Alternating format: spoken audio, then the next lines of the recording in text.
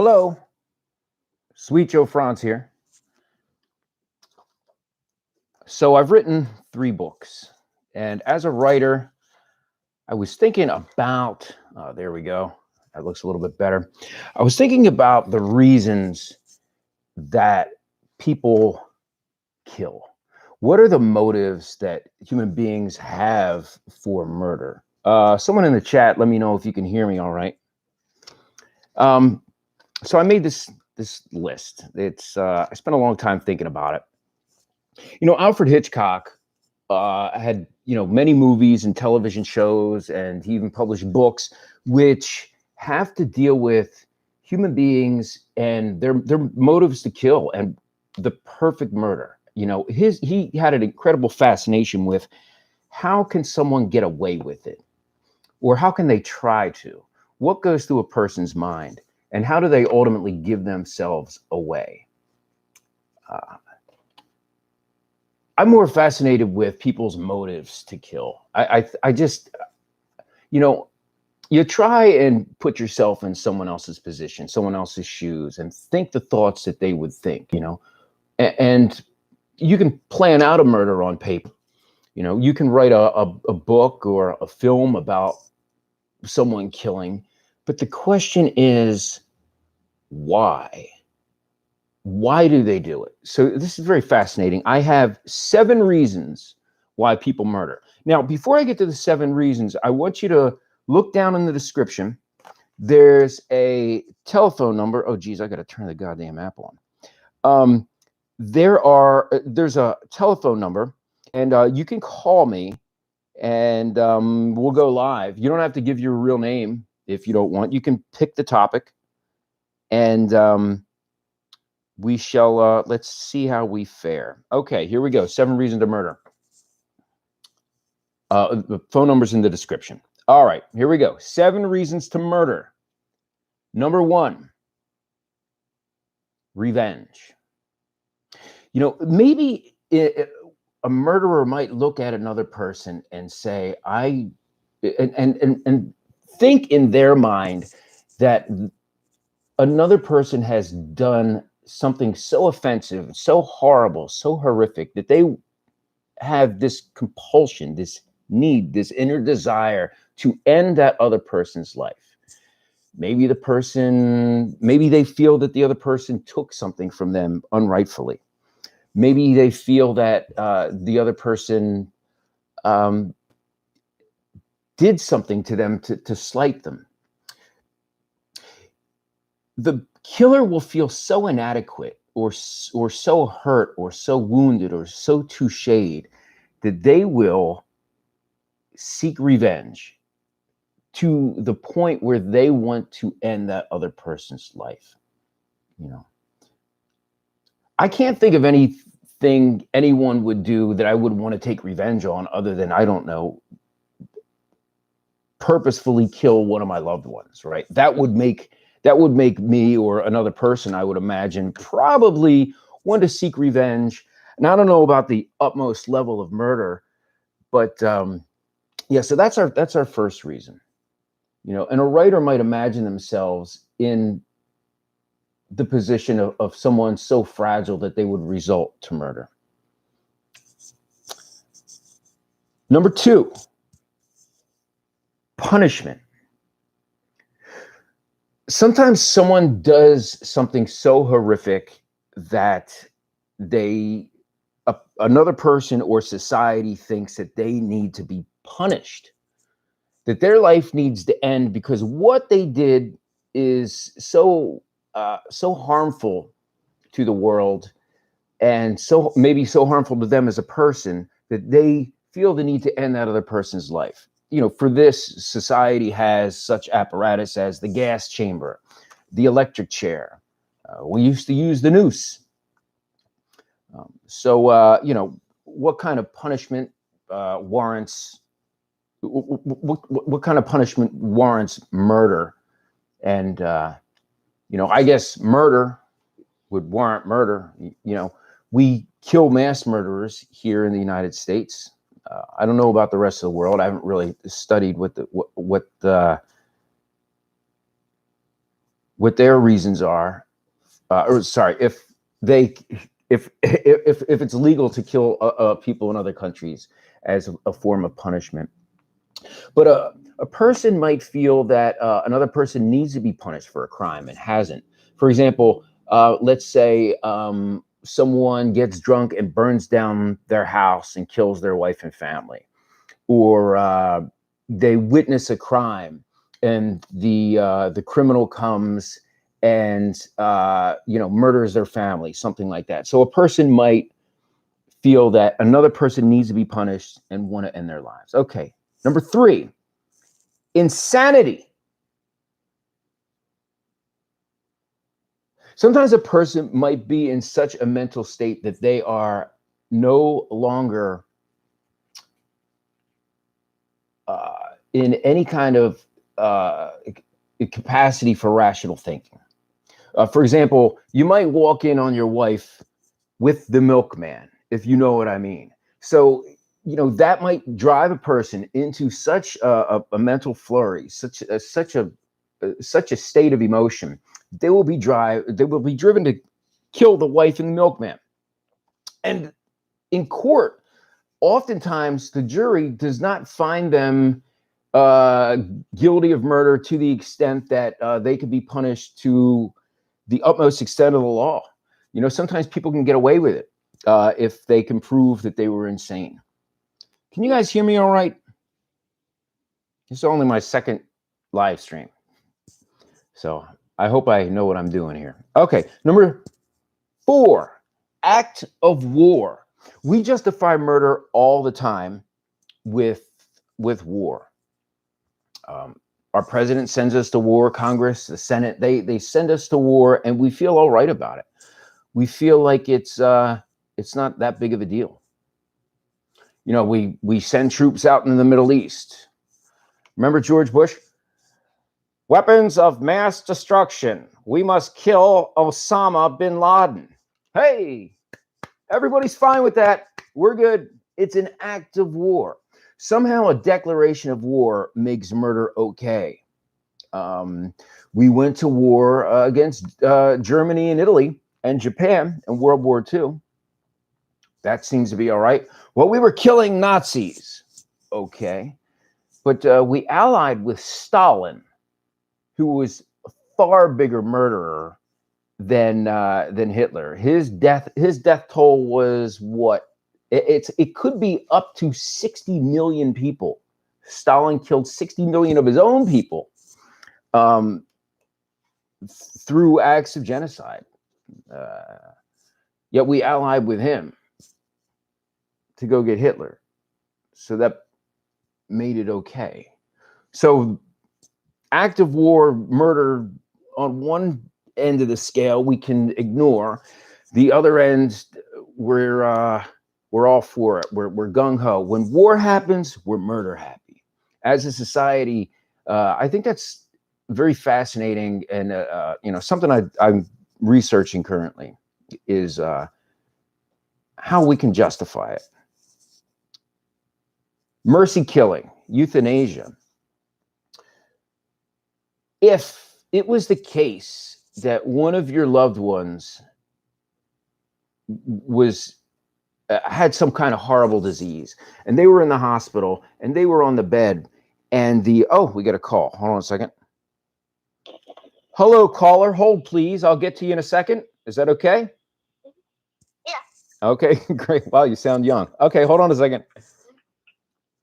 Okay, so back to it. So we have a caller on hold. As soon as we get these done, I'll get to your calls. If you don't get through, just keep calling. Once I get to this call, just keep calling. You'll get through eventually. Okay, so let's say your loved one, all the doctors came to you and said, look, your loved one has this horrible disease. They're in for it. They're going to spend the rest of their lives as a vegetable. It could be 60 years before they die. And in the meantime, all of your money and all of your resources for your entire family, because they don't qualify for some health benefit or something like that, they will be in this bed forever, and your family will be charged $1,000 a day to the point where you will be enslaved by this huge medical bill. The person you love is on that bed, And slowly, you're looking at the monitors of their heart rate and their cognitive abilities, and it's slowly decreasing. And as they begin to fade out into that eternal coma, they say to you, please end my life. I don't want to live forever on this bed without the ability to think, without the ability to move. I don't want to be a vegetable. Please do something. Kill me. There's a gun under the bed. I snuck it in. If you just hand that gun to me, I will put that gun to my own head. You don't even have to pull the trigger. Just give me that gun. Let me end my own life in this misery and this debt that the entire family would incur forever. Would you do it? Would you hand that gun to the loved one? Are we for euthanasia? Look, if it's common practice, for example, when someone has a rifle or a handgun and they see a dead deer or a dying deer on the side of the road that was hit by a truck, they will get out and put that deer out of its misery. That's euthanasia. Would you do it to a human? Number 6, greed and profit. Greed and profit. Money is always a motive for murder. That's the first thing the cops do when somebody dies is they look at the will. Who'd your money go to? Let's have a look at their paperwork. Who stands to gain from this person's death? So as a writer, it's so cliche and so common, yet, there's 100 movies a year that come out about someone murdering for profit, and it, like in an Alfred Hitchcock movie, it's always, the wife has this grand estate, but she's overbearing and domineering, and the husband figures out a way to rid himself of the wife, but get his hands on her money so he can continue to lead this nice, cushy lifestyle without the burden of having to abide by her daily whims. Oh, greed and profit. Would someone rob a bank with a gun with the motive to get the money, but ultimately pull the trigger in order to get out that door with the bag of diamonds or the bag of cash? Number 7, the last on our list of reasons to murder. The Joe Franz list of 7 reasons to murder. Number 7 is to prevent another murder or a great tragedy. Would you or should a person commit murder to prevent something horrible from happening? Look, let's say, now I know one of the 10 commandments to the Hebrews and the Christians is thou shalt not kill. But would you kill if killing a person would prevent many other people from dying or some horrible tragedy? So, for example, if you were friends with Doc Brown and Marty McFly and you had access to that time machine, do you go back and kill Hitler knowing that you'll save 6 million Jews? Even though killing is wrong, and even though killing is a commandment against God, and it's immoral and unjust, and people can rationalize that the murder is always wrong, but could you rationalize, even though you're against murder, could you rationalize killing Hitler? That's your ultimate example. So I don't know. It depends on how morally consistent you are. So those are the Joe Franz 7 reasons for murder, and our caller got bored and hung up. So if you want to call, you can call right now. We can chat live. The number is in the description, and let's look at your comments before we sign off here. Oh my God, look at all the comments. Christy Jester says, it's nice seeing me for the first time. I appreciate that. Owen Harris gives a shout out to Brandon DiCamillo in one of the CKY videos. I'm going to get to the bottom of this, and I don't give a shit if you're on the top. It's Yo Master says, what about humiliation? Oh, here we go. Our first caller of Frantzstream. Hello, caller. Caller. There we go. Hey, can you hear me? How you doing, Franz? I'm doing great. I'm trying to find my microphone so I can hold the speaker to the microphone. How you doing, caller? What's your name? Well, do you care to give your name? My name is McKinnon. Hello, McKinnon. What's your topic? I was wondering what you thought of the Kazuzu Al-Gorod case, if you've heard of that one. No, tell me about it. I can't remember exactly where it was, but it was a man that was, and he lived with his mother, and all these people were hearing rumors that he had killed people and was doing, ritual stuff with their blood and, killing animals and all this stuff. And eventually, they went and found out that, all these people were telling the truth.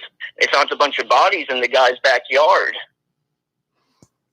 Why do people, here's my question. Why do people always fucking put the body in the backyard? I mean, look, if you're going to kill somebody, could you at least go through a couple steps in hiding a body, and I think that has a lot to do with impulsiveness of killers. It's like, like a lot of people don't plan it out. And that can go back to reason number 3 is insanity. I mean, a lot of people just get so crazy, but more often than not, killers get caught because they hide the body in the vicinity of their dwelling. Yeah, apparently the cops had come one time because of, the rumors and everything, brought cadaver dogs and all kinds of stuff and didn't find anything. And, they left and, went on for a little bit, and people still kept coming saying, no, there's people there. And they came back a second time, and sure enough, there were.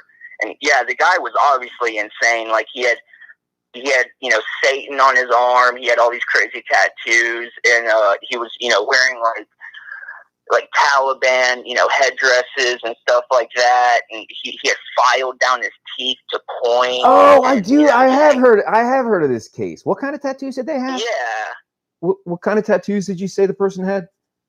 I can't remember all of them, but he had a real big Satan, like it just said Satan across his forearm. Like just in big block letters. And he had like a bunch of face tattoos also. But go ahead, what you're saying? No, I would say I would be friends with someone with Satan tattoos because I do know people who are like, into goth and metal and all that stuff. Yeah. But I would never, every now and then you see someone with like a Hitler tattoo and you're like, why would you do that? I remember there was this article in my local paper when I was a kid about this plumber who had a Hitler tattoo on his neck.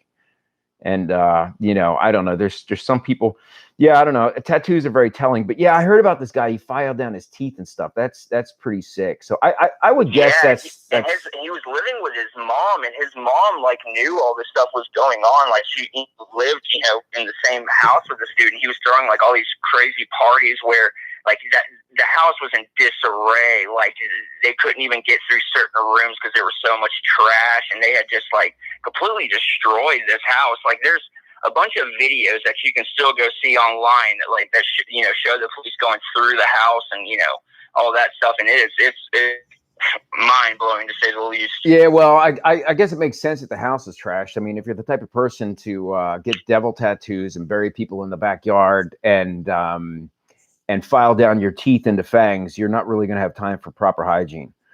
But all right, well, cool. It was nice to hear from you. What was the name of that case again? Kazuzu Al-Gorod. All right, I'm going to look that up. I can't remember the guy's real name, but if you look that up, it'll come up. All right, well, thank you so much for calling in. I appreciate it. Oh, no problem. Thanks for talking to me, Franz. And, you're awesome, man. Love all your work and everything you're doing. Just stay doing you, man. Thank you. God bless. Hello, caller. Oh, hey, what's up? Hey, not too much. What's on your mind? Oh, I mean, I was just, you were talking about the writing and the various motivations for murder, and when I first saw it, I'm like, well, what's he talking about? And then I click on it, I'm like, oh, okay. And then I see your. So what made you want to talk about the 7 motivations for murder? As a writer, I've written 3 books, and my stories they're basically true crime novels, in a way. It's, Right. I'm always writing about Brandon Novak because I think it's such a fascinating story and I'm so close to it. And, I think it is a story that a lot of people can identify with. But one of the crimes, so Novak was always betraying everyone and committing moral crimes against those he loved and who loved him. One of the crimes he was never capable of was violence. He could never commit violence, even though he would lie, cheat, and steal in order to score.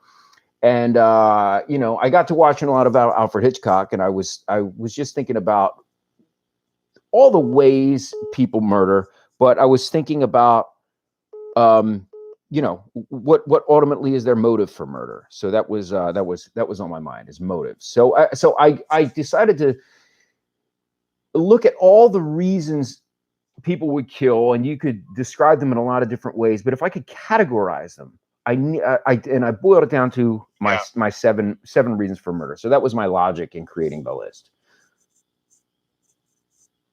Are you capable of murder? Well, everybody's capable of murder. That's a good point. At least that's what I think. And whether it be, shoving someone and then they get hurt like critically, or whether it be, whether it's something super meticulous, whether it be, some kids who blow a gasket, whether it be someone who has severe, severe mental issues, or if it's somebody who, where it's a crime of passion. Yeah. I mean, well, there's a difference between killing and murder, right? So if you, if you push, okay, so for example, every now and then you read about some guy who gets in an argument, punches the other guy. The guy will fall and hit his head on the sidewalk. Now, that's not murder. That's a killing. So it's still an accidental homicide, but it doesn't qualify as murder. Murder, there has to be some kind of willful expression of physical violence, which leads to the demise of another. That sounds like that makes sense. Yeah. You have a favorite murder movie? My favorite murder movie would, let me think. Well, I wouldn't necessarily call it a murder movie, but the last movie I can remember that I watched that highlighted around like death in general would probably be The Autopsy of Jane Doe, and I guess that goes, kind of a monster movie. But then, essentially, you look at like Friday the 13th. Without giving away spoilers to the end of that one, there's a reason, but that these people that the shape is Halloween. That Jason went around killing people. Yeah. In the first movie. Yeah, that was all that sort of stuff. Yep. All right, caller. Well, thanks again for calling in. I love you, and God bless. Thanks for taking my call. All right. Bye-bye. Good work. Thank you. Bye. All right. So the lines are clear. Someone said, I can't find it. A bunch of chats just went up. Someone said that in Austin, Alien Fetus 420 says assisted suicide is legal here. For some reason, I thought he said that was Austin. Texas. Assisted suicide. Yeah. Wow. So it is, assisted suicide could be qualified as euthanasia, as a mercy killing, but it could also be an act of sadism. So, for example, I think it boils down to motive. For example, if someone comes to you and they say, look, I know that you have this sleeping drug and it'll put me to sleep forever. It'll kill me, but it will be a peaceful death. Would you give me that? Because I have terminal cancer and it's going to be extremely painful. And I don't want to go through that pain. I've thought about this for the 6 months that I known I've had this terminal cancer. I have another 6 months to live and I'm in great pain. I want to die. I've thought about this. I'll sign release forms and waivers and legal documents. I have a lawyer here. He says that I want to die. Would you give me this drug? Now, the person with the drug might have nefarious, horrible, sadistic motives, so he might want the person to die not because he is a good person and wants to help put this cancer victim out of their misery. He might be thinking, I can't wait to watch that person die, knowing that I gave them this lethal injection. There was that Jack Kevorkian was a suicide doctor. I remember it was a famous case in the 90s, and he would continuously get in trouble for helping people commit suicide, and they were always people in great pain or distress. And I think, if my memory serves me correctly, a couple of them were just depressed, which is very sad that someone would get that depressed where they would want to commit suicide. Another person would help a depressed person commit suicide. There's a way to think your way out of a depression in most cases, unless there's some great chemical imbalance. And in those cases, help can be found for you. But someone was going through the Kevorkian records, and they found that he had done a lot of research of Hitler's death camps. Isn't it weird how Hitler always comes up when people talk about death?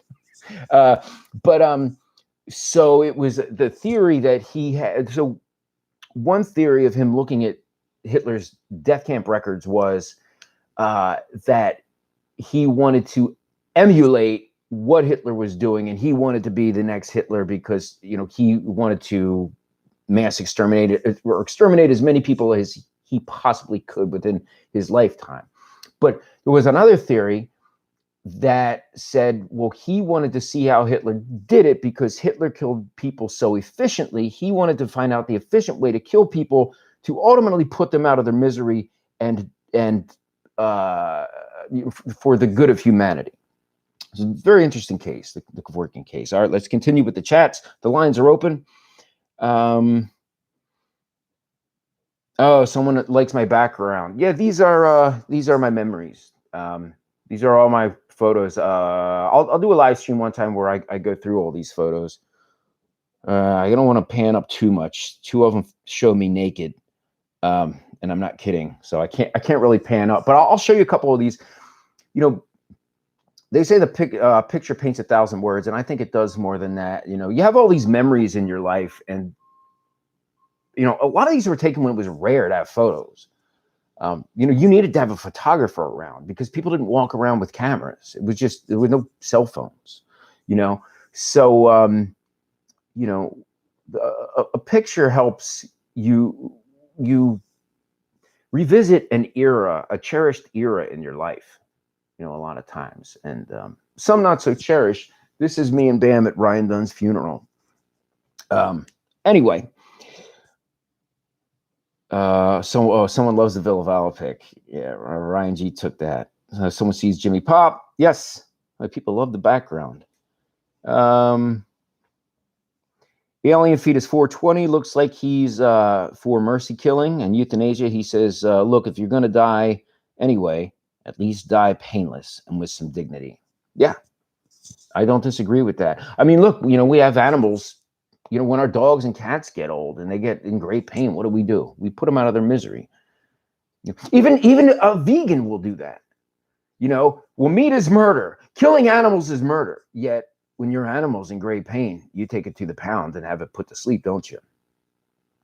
Sometimes it's the right thing to do. I don't know about humans. Although, and I think about it, what would happen if I was dying a horrible, tragic death that would put my family in financially in harm's way for the rest of their lives, and and I would be in great pain for months and months. Maybe I'd want to do it. Maybe I'd want to live through the pain. Sometimes pain brings us some kind of great motivation, and maybe in those 6 months when I was in that great pain, maybe I would achieve my greatest artistic works. Think about that. All right, here we go. Alien Fetus 420 says, killing Hitler would not have stopped the Nazis. They were around before him. Okay. Someone says, I hope all is well. I hate it when the chats go up real fast and you miss a bunch. All right, good memories. Hey, watcher. Perry Anderson says, can you tell us a nice story about Ryan Dunn that we may not have heard? Well, that's not really the topic of this show. No, I can't. I have nothing good to say about him. I'm just fucking around. He'd like that joke. No, obviously, there's so many warm memories about Ryan. I think that one of the things that I always liked in watching Ryan, he was a fun guy to watch, and he loved animals. I mean, he fucking loved animals. I remember when we did the Viva La Bam episode of the Civil War, we wanted to make we recreated the Civil War. We had 100, I think, or maybe it was 70 Civil War reenactors in their uniforms with the rifles and the bayonets and tents and all this stuff. They camped out in the yard, did it exactly like they would back during the Civil War, lived like they would, cooked over campfires. And for some reason, we thought it'd be a good prop to have chickens. And someone brought these chickens. Dunn fell in love with these chickens. And he was there every day petting these chickens. He was just a fun guy to watch, especially around animals. And he loved people. I got a million great Ryan Dunn stories. Here's one you'll like. We did the Groundhog Day episode of Viva La Bam. And Groundhog Day, you go to Puxatawney, where they filmed the movie Groundhog Day, where the Groundhog Day takes place. They always take the groundhog out, and it always shits and pisses all over everyone. And the one year the mayor accidentally dropped it and fucking killed it. Anyway, so it's basically a fucking booze fest. That's something you're not really going to hear. They have all these state troopers coming to make sure there's nobody rowdy. Quick, put anyone in the cuffs, stick them in the drunk tank. But basically, the whole town gets wasted together. It's pretty interesting. And everyone's drinking and carrying on and trying to meet chicks. And Ryan spent the whole night with this guy who was bound to a wheelchair. I don't know how he was in the wheelchair. I think it was a war story. But Ryan spent the whole night just hanging out with this dude, drinking with this dude who was forever bound to a wheelchair. And I was like, that's like really cool. It's like he made that dude's year, because the dude was a huge fan. So Ryan Dunn was like that. Humanitarian and an animal lover. Okay, going down the list here. Someone's looking forward to the CKY Blu-rays and release in HD, which I announced yesterday. Yes. I'll go over it real quick soon. I'll go for it real quick now. Yeah, I'll do it soon. Soon as now. So anyway, we just signed a deal with Multicom. They're going to be distributing the CKY videos remastered in HD digitally. And we are raising money for the Blu-rays. So what I'm doing is we're going to have an Indiegogo very soon being launched like in the next couple days. And what it will allow you to do is $20 will get you your name in the credits of CKY 1, 2, 3, 4, Haggard and Minghags, all 6 films. I'm going to add your names to all 6 films under special thank you at the end credits. $20. And that movie's not going, the money's not going in anyone's greedy pocket. It's going to go towards making the limited edition Blu-rays all signed by the CKY crew. I mean, that's pretty cool. Like if someone was like, hey, for $20, I'll put your name in all of your favorite Kevin Smith films. I'd be like, are you fucking serious? And this isn't a limited edition thing. This is like your names will be in these movies forever. You can show them to your kids for generations to come. Every time those movies come up, your name will be in that. How fucking cool was that for $20? I wanted to make it affordable. I know that everyone is hurting because of the COVID and times are always tough and everyone's always looking out for your money. But $20, that's like the price of a 6-pack of Budweiser in New York City, but still. So so that's coming soon. Look for that Indiegogo. Take advantage of that because you will never get that offer again. And the money will go to help create Blu-rays, and the Blu-ray money will help create additional CKY content. I am sitting on 600 hours of CKY footage. Hundreds of hours have never been seen by anybody. And I want to edit that up and share it to the world. I can't afford to do it for free. I mean, I at least need to make $10 an hour. If I can make $10 fucking dollars an hour to sit and have a couple months and edit, I'll even do it for $5 an hour. I'll probably end up doing it for free. But money helps, man. I got bills like everybody else. And this is not how I make my money through CKY. I don't make any profit for CKY. I don't make anything. Oh, anyway, that out of the way. I make my money working on TV.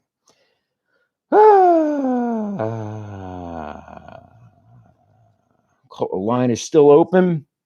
Yet the community would love Blastozoid. Oh yeah, I know Blastozoid and Bamimation. So those are two television shows that I was an executive producer of that Paul Miranda would like to see released. I don't have the rights to those. Bamimation was my version of animated Viva La Bam, animated in the style of a 70s Saturday morning cartoon.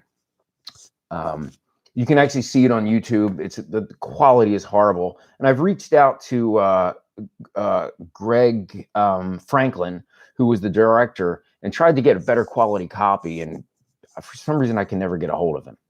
Yeah, you can see Bamimation. It was something I was the executive producer of and writer of, and it was Blastozoid, which was it was an MTV special where we created a life-size Donkey Kong. Me, Brandon DiCamillo, Raikyan. We dressed Raikyan as Mario, sent him up to the top while the thing actually worked. It was built on big girders, and it was a fucking life-size 5-story Donkey Kong. Lord Batara was up there dressed as Donkey Kong, chucking barrels down at him. That was fun. That's on YouTube as well. Anyway, what's my goal money-wise? I mean, whatever happens. Well, I guess I'll come up with a goal for the Blu-rays, but I mean, the more money this thing generates, the better, because like I say, my ultimate goal is not the Blu-rays. The money in the credits is going to get us to the Blu-rays, and the Blu-rays is going to get us to the additional content that no one's ever seen. Think of this financial thing with your names in the credits of the movies and everything as a river with stepping stones. And on the other side of the river, you're going to see stuff that you've never seen of CKY. That's how to look at it. So I don't know. Bigger Bear says they just bought Haggard and their wife hated it. Yeah, Haggard is not for everybody. The movie Haggard, I remember when it first came out, one of the comments in one of the chat rooms was, hell is living for eternity and having to hell is having to watch Haggard on repeat for eternity. I thought that was pretty funny. Yeah, people love it or hate it, but it's a beloved. I mean, it's an indie classic. I mean, I know people who've memorized every line of the whole film. Okay, so I'm about to sign out here unless I get any last minute calls. There's no one on the line right now. The number is in the description. And Jim Jones Kool-Aid. Yeah, that was horrible. Mass suicide.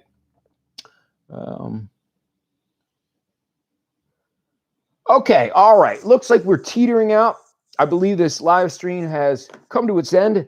Thank you so much for watching. And this is something I want to do all the time. Looks like I got my setup where it needs to be. The sound is good. The picture quality is good. And I'm going to be doing some live gaming too.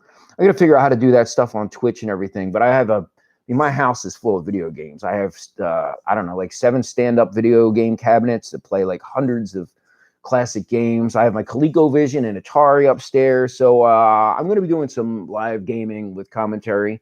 And I love talking with y'all. Thank you so much for your love and support. You can really help this channel. Now, you notice I don't monetize these videos. I don't ask for super chats or anything. I don't really believe in that. I want to give it back. I don't care about that. But what I would like you to do is tell a friend. That's all. And I love you. And thank you all so much. So long.